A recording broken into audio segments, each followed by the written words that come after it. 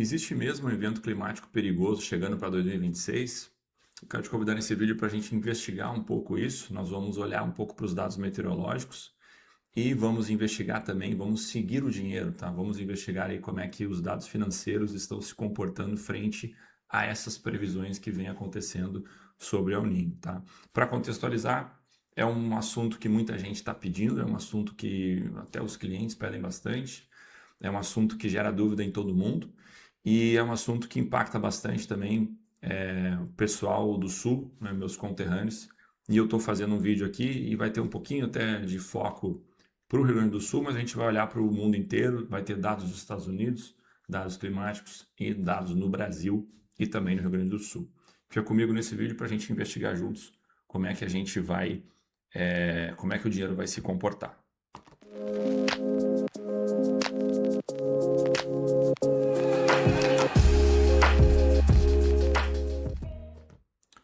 Beleza, meu nome é Marcos Miller, eu sou economista-chefe da Ascenda Wealth Management e a ideia aqui é que a gente possa investigar juntos. Eu fiz algumas anotações aqui no meu computador, eu já dei uma pré-investigada, tá? Fiz aqui um filtro, mas a gente vai explorar junto esses dados e vamos entender o que pode ser que aconteça. Vamos continuar monitorando, esse é o primeiro vídeo de vários, nós vamos continuar monitorando para ver as mudanças que vão acontecendo tanto nas previsões climáticas quanto no comportamento financeiro dos agentes financeiros, das securitizadoras, enfim, das empresas de seguro, resseguro, enfim, dos financiamentos agrícolas. Vamos olhar para tudo isso e vamos ficar monitorando isso para ver o que acontece ao longo do tempo. Beleza? Eu queria mostrar aqui para vocês o primeiro dado, que é o dado da NOAA, né? Que é o National Weather Service, aqui é uma agência governamental dos Estados Unidos. E o que é mais importante aqui, pessoal, é essa primeira frase aqui, tá? Então, as condições de El Niño estão presentes e espera-se que se intensifiquem durante o inverno de 26 e 27 no hemisfério norte, tá? É claro que eles estão olhando basicamente muito mais fortemente para o hemisfério norte, mas o El Niño, né, lembrando, o El Niño ele é uma anomalia na temperatura da água do Pacífico, que o El Niño quando sobe essa temperatura e La Niña é quando essa temperatura desce. Isso desencadeia uma série, enfim, de efeitos no mundo todo, no hemisfério norte, no hemisfério sul, né? E inclusive as chuvas do Rio Grande do Sul, né? Não vou aqui entrar no mérito de explicação climática, não é o meu forte. E até se alguém aí quiser complementar, fica à vontade.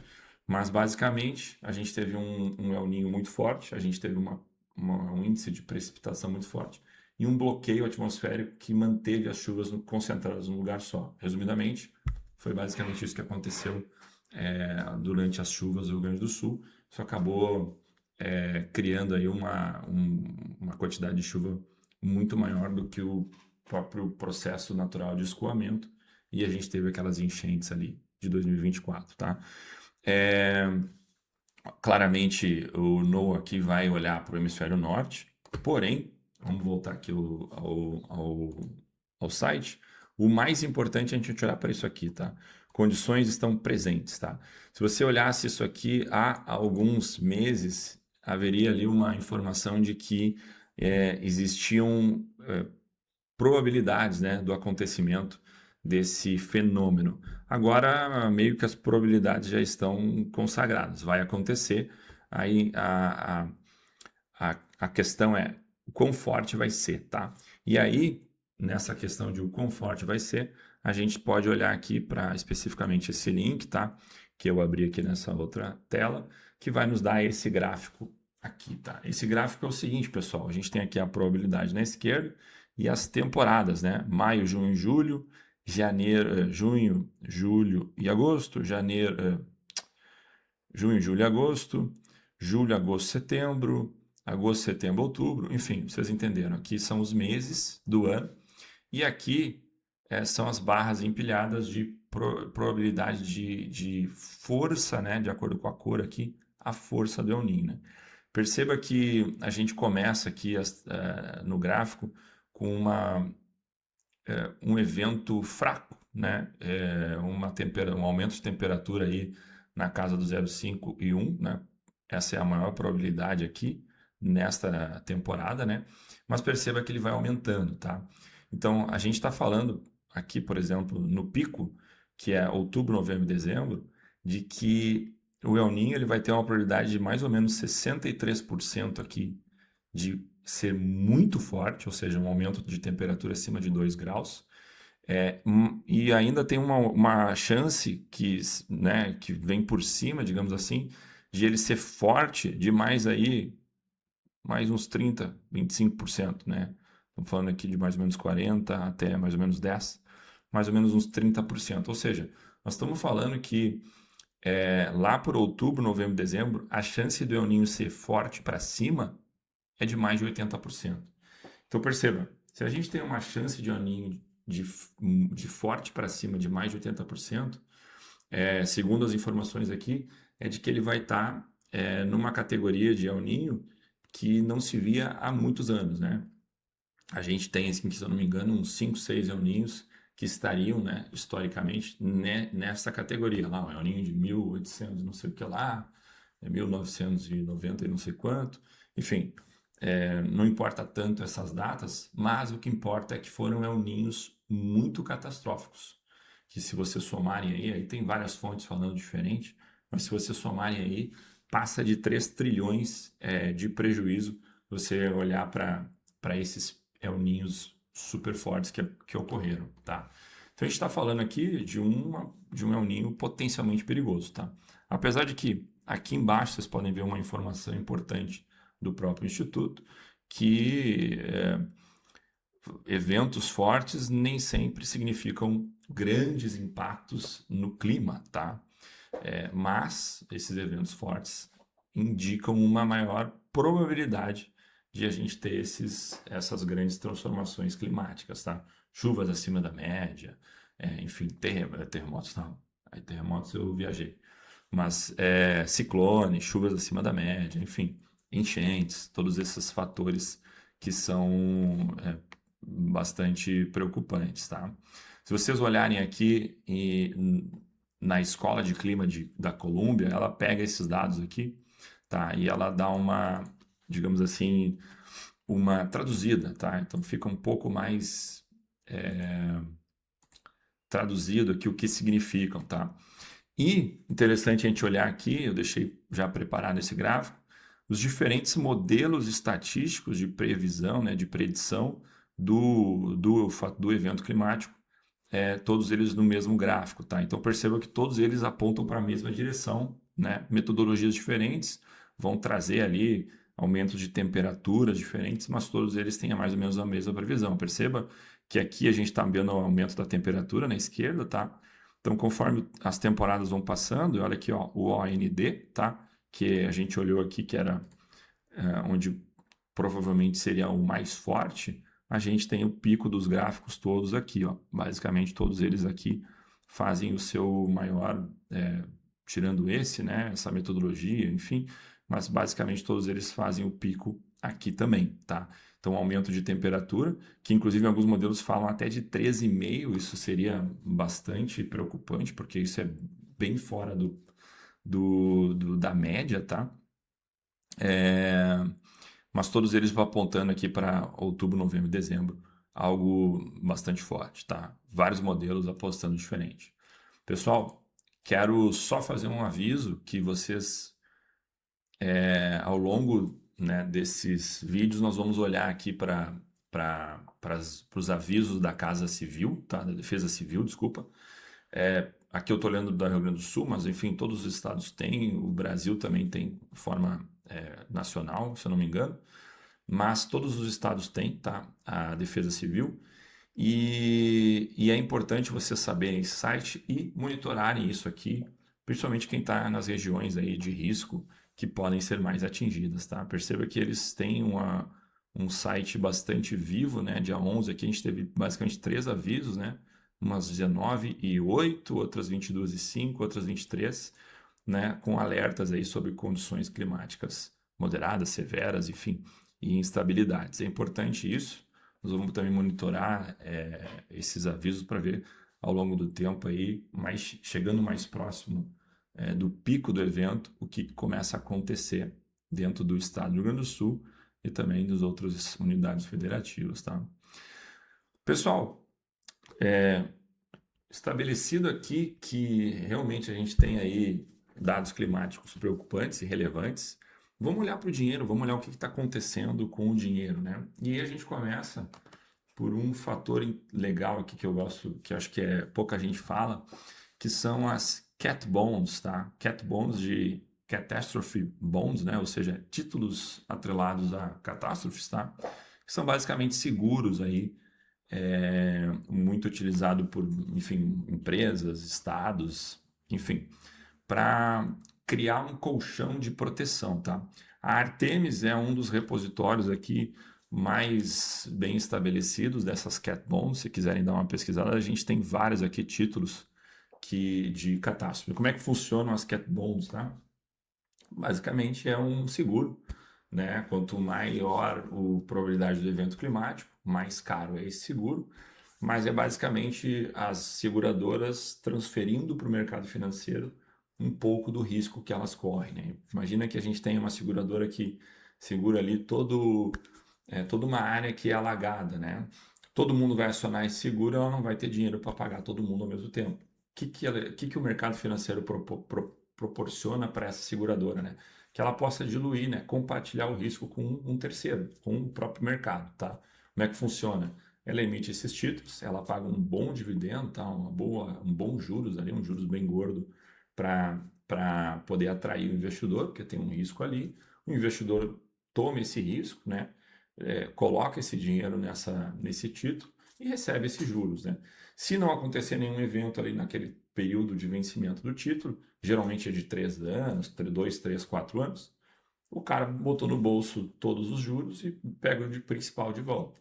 Se algum evento catastrófico aconteceu, esse investidor perde o dinheiro, né? O dinheiro fica lá com a seguradora para ela pagar lá o pepino que ela protegeu, tá?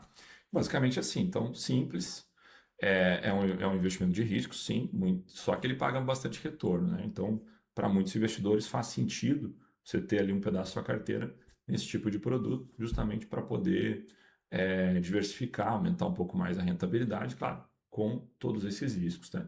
Para o mercado como um todo, inclusive para as pessoas físicas que ali estão comprando imóvel, por exemplo, é muito bom, porque a gente cria uma rede, né? O mercado financeiro consegue criar uma rede de proteção que a seguradora, que segura a seguradora, tá? E aí a seguradora pode pagar essas pessoas. Isso permite com que a gente consiga ter mais empreendimentos, inclusive baratear os empreendimentos, né? Porque o risco ele está diluído em mais pessoas. É basicamente assim que funciona, né? Voltando aqui para o nosso conteúdo, né? A gente consegue ver todas as cat bonds aqui, e aí a gente consegue ver aqui dentro do dashboard uma questão interessante. Não vou entrar em detalhes aqui, mas a gente consegue ver que, e eu vou colocar aqui, tá? A gente consegue ver que várias cat bonds ali que seguram, né, que protegem contra ciclones no Atlântico Norte, diminuíram o seu spread. Ou seja, tá? Ou seja, existe uma probabilidade por causa do El Niño, tá? E aí aqui está a informação mais importante, né? Eu mostrei aqui que você pode vir daqui. Aqui tem os estudos atmosféricos aí preditivos para essa temporada de furacões, né? E aqui a gente tem ali especificamente para furacões de 2026, tá? Que temporada que vai de 1º de junho a 30 de novembro, tá? Já começou a temporada, tá? Mas ela termina lá em 30 de novembro. O que acontece, tá? Aqui nas cat bonds a gente consegue ver, infelizmente saiu aqui, mas eu não vou buscar, mas a gente consegue ver que várias delas diminuíram o spread de proteção para furacões lá no Atlântico Norte. Significa o quê? Que o risco de furacões diminuiu, tá? E isso é condizente com o El Niño, tá? O El Niño, ele tem a capacidade de diminuir a intensidade e até o surgimento, né, de grandes furacões no Atlântico Norte. Então, ele aumenta a temperatura, eu não vou explicar as questões geológicas, enfim, climatológicas, mas ele aumenta a temperatura da água e isso faz com que, enfim, dado vários fatores, os furacões eles percam intensidade ou até eles às vezes nem se concretizem. Isso a gente consegue ver aqui dentro dos estudos da NOAA também, tá? A gente tem aqui uma probabilidade de 55% de furacões serem abaixo do normal, tá? Então, below normal aqui a gente consegue ver uma probabilidade de 55% de a temporada abaixo da média, ou seja, menos furacões. Olha só, o dinheiro, ele já viu isso, tá? Então, a gente consegue ver nas cat bonds ali, nos títulos atrelados a catástrofes, essa mesma informação, tá? Essas coisas têm que conversar, tá? Então, interessante a gente olhar para isso, tá? Principalmente começando aqui pelo campo de dados dos Estados Unidos, justamente porque os Estados Unidos ele tem muito mais dados, tá? Trabalha muito mais, é muito mais maduro nessa questão de informação e de instrumentos financeiros, tá? Não tem cat bonds para o Brasil, né? Então a gente é algo que, se eu não me engano, está recém começando. Já vi alguns projetos em relação a isso, mas é algo ainda muito imaturo aqui no Brasil, tá? Perfeito, gente. Seguindo aqui, uma coisa interessante para vocês também terem esse contexto nos Estados Unidos, tá? Os seguros nos Estados Unidos foram reformulados ali, seguros contra enchentes, tá? Contra inundações, tá? Programa Nacional de Seguro contra Inundações foram reformulados ali em 2023, tá? E os Estados Unidos tem incrivelmente, ele tem uma capacidade, uma maturidade de dados muito legal, tá? Inclusive, até deixa eu pegar aqui as minhas anotações, porque esse dado eu não consigo mostrar para vocês. Vocês vão ter que acreditar em mim. Só buscando aqui rapidamente. Perfeito. Os seguros contra inundações aqui nos Estados Unidos, eles são feitos por lote, tá? Então é casa a casa, tá? É diferente, não é uma região, tá? E são as informações aqui dos próprios órgãos de monitoramento e predição do clima que diretamente influenciam nesses preços, tá? Então, essa reprecificação aqui, tá? Esse novo programa, ele entregou isso, tá? Uma nova forma de calcular que é por lote, tá? Eu não consigo mostrar o mapa para vocês, que é bem legal, tá? Eu não consigo acessar ele aqui, mas eu consegui uma foto dele. Olha que interessante, a gente consegue ver para o lote aqui o risco, tá? De inundação. Olha o tamanho dos Estados Unidos e olha a quantidade de dados que eles têm. E é microdado, tá? Você consegue ver aqui, pô, os caras conseguem ver, precificar diferente lotes de casas, tá? Então, dentro de cada um desses quadradinhos, a gente consegue entrar mais a fundo ainda e ver, pô, esse lote de casa aqui tem mais risco que aquele outro que está a 50 metros para o lado. É bem interessante, tá? Porque tem uma informação importante que eu peguei de lá, que é basicamente aí para 2026 o prêmio médio de risco de basicamente 10% das casas dos Estados Unidos aumentou 300%, tá? E aí tem uma informação importante dentro disso, que é, que é a seguinte, tá? Para a gente proteger uma casa lá nos Estados Unidos, basicamente, a gente precisa ter o dobro de proteção, tá? Então, o que eu estou dizendo, né? Se o risco aumentou 1, eu preciso ter o dobro de proteção para cada um desse ponto de aumento de risco, tá? Resumidamente. Tá? O que está acontecendo lá, né? Se está aumentando 300% o preço do seguro, quer dizer que o risco está subindo 2 vezes 300, tá? Então está subindo aí mais 600%, justamente porque existe essa diferença, né? Essa super proteção que os seguros lá contra enchente demandam, tá? Os Estados Unidos tem bastante enchente também, volta e meia a gente vê sobre isso, né? Justamente até muito por causa das temporadas de furacão, tá? Então é interessante a gente olhar para isso, né, e ver como que os dados se impactam diretamente, tá? Outra informação, tá, pessoal? Os seguros lá nos Estados Unidos, seguros agrícolas, eles não têm fiscal, tá? Eles não têm alguém que vá na terra lá e vá olhar e ver, né, individualmente como é que está aquilo ali, tá? Como eles têm esses dados já, esses microdados, né?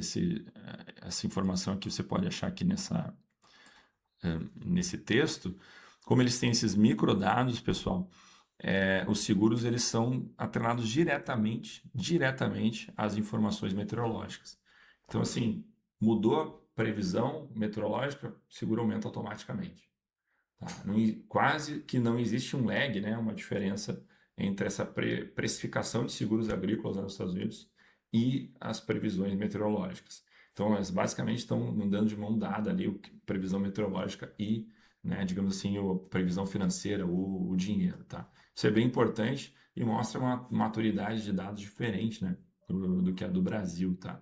E a gente vai chegar agora também para falar do Brasil, tá? Então, eu vou começar falando aqui do Brasil, pessoal, pela questão do retrovisor aqui, tá? Do que aconteceu. A gente teve aí vários reflexos e, como sempre, né, um pouquinho de crítica aqui ao como o Brasil funciona como um todo, né? A gente espera acontecer e depois a gente faz algumas mudanças, mas perceba que aqui a gente tem uma certa mudança de postura na dinâmica das imobiliárias e da precificação de seguro também, tá?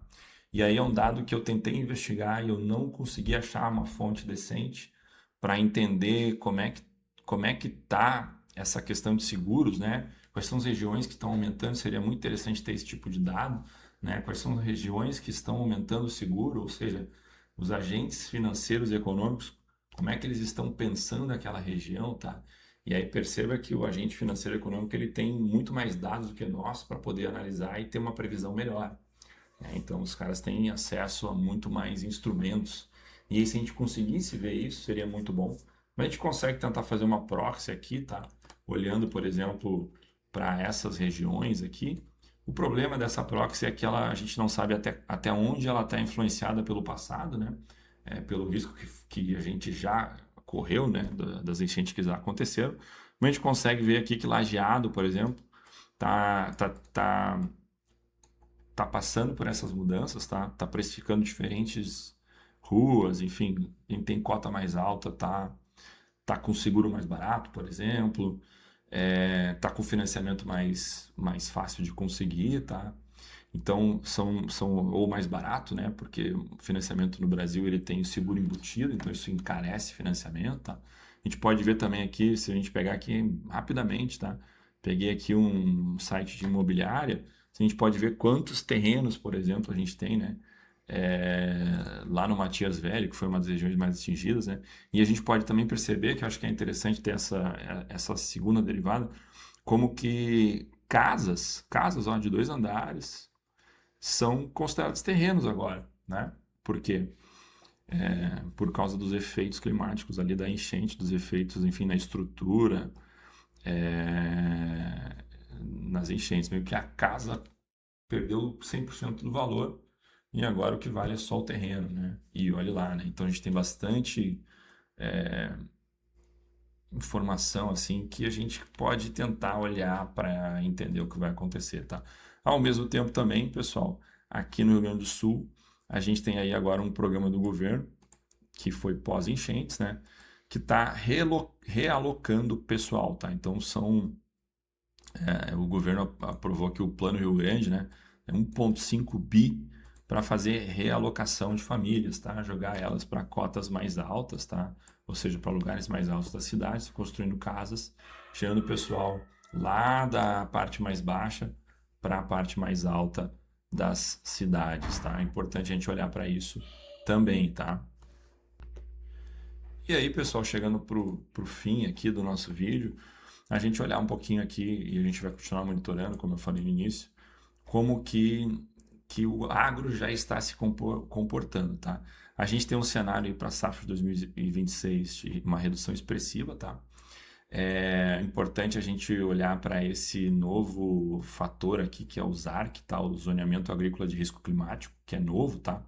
Então, vários financiamentos estão atrelados a isso aqui, ou seja, a gente tem uma condição para liberação de dinheiro para o cara plantar que está atrelada a essa zona de risco climático. Então, tem zonas que não conseguem financiamento, porque talvez tenha um risco mais alto, tem zonas que já são mais facilitadas, e isso está impactando também a dinâmica da produção né, do produtor rural.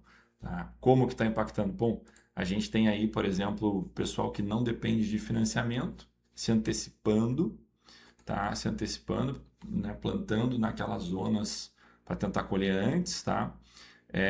Mas a gente tem aqui dados que são, eu não vou dizer assim, alarmantes, mas dão um certo alerta para a gente, tá? Então, estimativa da área cultivada de 26,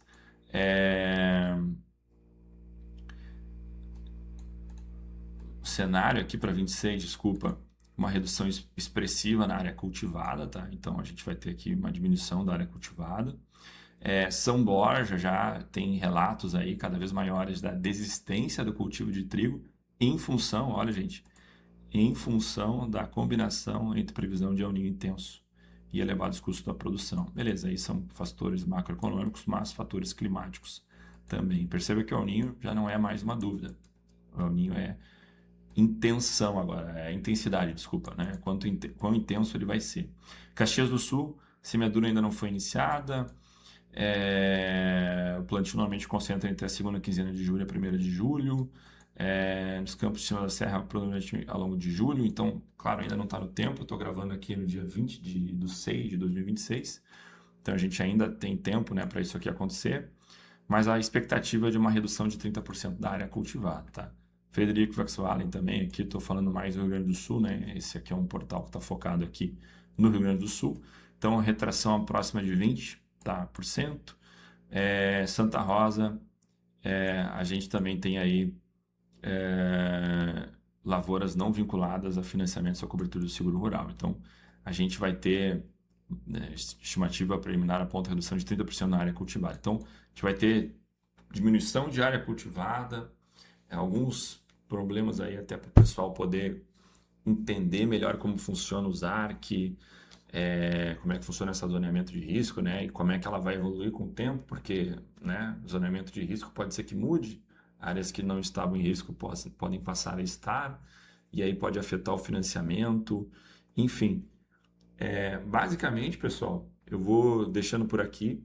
É um vídeo investigativo, nós estamos olhando para as informações, olhando para os dados, olhando para os números, tanto climáticos quanto financeiros, né? A gente teve lá as cat bonds já mostrando que realmente a temporada de furacões talvez seja mais fraca, o que de certa forma é bom por um lado, mas a gente tem vários impactos que a gente ainda está cego e não consegue ver. Talvez a gente consiga ver mais perto, talvez a gente só consiga ver depois. É uma pena que o Brasil também não tenha essa maturidade em dados que nem tem os Estados Unidos, né, ou outros países. Eu acho que a gente tinha que começar a caminhar para isso, justamente porque a gente é muito dependente do agro, né? Então, basicamente, uma grande parte do nosso PIB é dependente do agro, né? Uma grande parte da nossa produção, da nossa pujança econômica vem do agro. E é importante o clima, enfim, a gente poder olhar para ele e entender o que vai acontecer. Tá? Eu vou ficando por aqui, espero que vocês tenham gostado do vídeo. Qualquer coisa vocês podem comentar, vocês podem também compartilhar. Fico por aqui, tchau, tchau.